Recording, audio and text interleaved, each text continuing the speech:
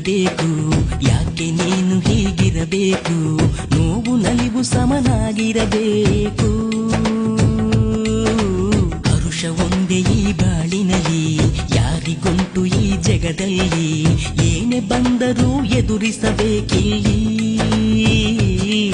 ಏಳು ಬೀಳು ಇಲ್ಲಿ ಯಾರಿಗಿಲ್ಲ ಹೇಳು, ಎಲ್ಲ ಸಹಿಸಿ ಮುಂದೆ ನಡೆಯೋದೇ ಬಾಳು.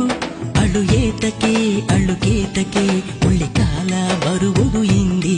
ಹೊಸ ಬಾಳಿಗೆ ಹೊಸತನವಿದೆ, ಹೊಸ ಬೆಳಕು ಉಂಟು ಕಣ್ಮುಂದೆ.